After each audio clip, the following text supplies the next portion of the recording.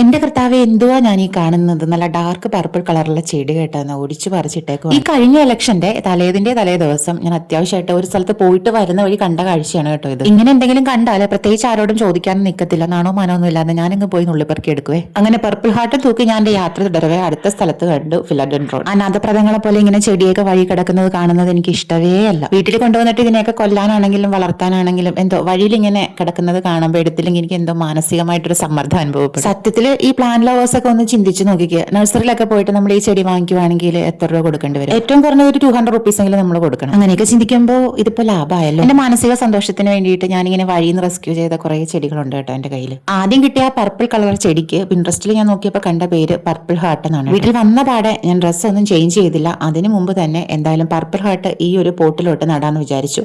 Pot മിക്സും ഒക്കെ റെഡിയാക്കി കേട്ടോ. പണ്ട് വളരെ പണ്ട് എന്ന് വെച്ചാൽ ഏകദേശം ഒരു 6-7 വർഷം മുമ്പേ ഒരു വീടിന്റെ ഫ്രണ്ടിൽ ഇങ്ങനെ നിറയെ പിടിച്ച് നിൽക്കണ കണ്ടപ്പോഴത്തേക്ക് എന്റെ മനസ്സുകൊണ്ട് ഞാൻ ആഗ്രഹിച്ചായിരുന്നു അതിന്റെ ഒരു തണ്ടെങ്കിലും പോയി ചോദിച്ച് മേടിച്ച് പിടിപ്പിച്ചാലോ. ചോദിച്ചാൽ അവർ തന്നില്ലെങ്കിലോ എന്നുള്ളൊരു മാനക്കേട് കാരണം എന്തായാലും ഞാൻ ചോദിച്ചതുമില്ല, വാങ്ങിച്ചതുമില്ല, പിടിപ്പിച്ചതും. പക്ഷെ ആ വർഷങ്ങൾക്ക് ഇപ്പുറം ഒടിച്ചു കൂത്തി നട്ട് ഞാൻ മടുത്ത് കേട്ടോ. അത്രയും എന്റെ കൈ നിറച്ച് എനിക്ക് ഈ പർപ്പിൾ ഹാർട്ട് കിട്ടി എന്നുള്ളതാണ് വാസ്തവം. പർപ്പിൾ ഹാർട്ട് ഇൻഡോർ പ്ലാന്റ് ആയിട്ട് യൂസ് ചെയ്യാം, അതുപോലെ ഇത് ഹാങ്ങിങ് പ്ലാന്റ് ആയിട്ട് യൂസ് ചെയ്യാം. ഇത് വഴിയിൽ ഒടിച്ചു പറിച്ചിട്ടിട്ട് എനിക്ക് തോന്നുന്നത് ഒരു ദിവസം പോലും ആയിട്ടില്ല കേട്ടോ. നല്ല ഹെൽത്തി ആയിട്ടുള്ള ഓജസ്സും തേജസ്സും ഉള്ള ജീവൻ തുടിക്കുന്ന തണ്ടുകളാണ് കേട്ടോ എനിക്ക് കിട്ടിയത്. എനിക്ക് വഴിയിൽ നിന്ന് കിട്ടിയ ഈ പർപ്പിൾ ഹാർട്സിന്റെ കട്ടിങ്സ് ഒത്തിരി ഉണ്ടായിരുന്നു കേട്ടോ. ഒരു 2-3 ചട്ടിയിലൊക്കെ നല്ലതുപോലെ നടാനുള്ള കട്ടിങ്സ് കിട്ടിയായിരുന്നു. പക്ഷെ ഞാൻ എല്ലാം കൂടെ ഒരൊറ്റ ചട്ടിയിൽ അടുക്കി ഇങ്ങനെ കുത്തിവെച്ചിരിക്കുവാണ്. കാട് പോലെ പെട്ടെന്ന് ഇങ്ങനെ ഗ്രോ ചെയ്യുന്ന ഒരു ചെടിയായിട്ടാണ് കേട്ടോ എനിക്ക് തോന്നിയത്. അതുകൊണ്ടാവാം വീട്ടുകാർ ചിലപ്പോൾ ഒരു ശല്യം പോലെ തോന്നിയിട്ട് ഇതിങ്ങനെ പറിച്ച് മാറ്റിയിട്ടിരുന്നത്. ഈ ഡാർക്ക് പർപ്പിൾ കളറും നീണ്ട ഇലകളും ഇതിനുണ്ടാകുന്ന കുഞ്ഞു പൂവൊക്കെ കാണാനായിട്ട് നല്ല ഭംഗിയാണ്. കൈയോടെ ഞാൻ എല്ലാം അങ്ങനെ നട്ടു വെച്ചു കേട്ടോ. നട്ടാലും നനയ്ക്കണമെന്നാണല്ലോ.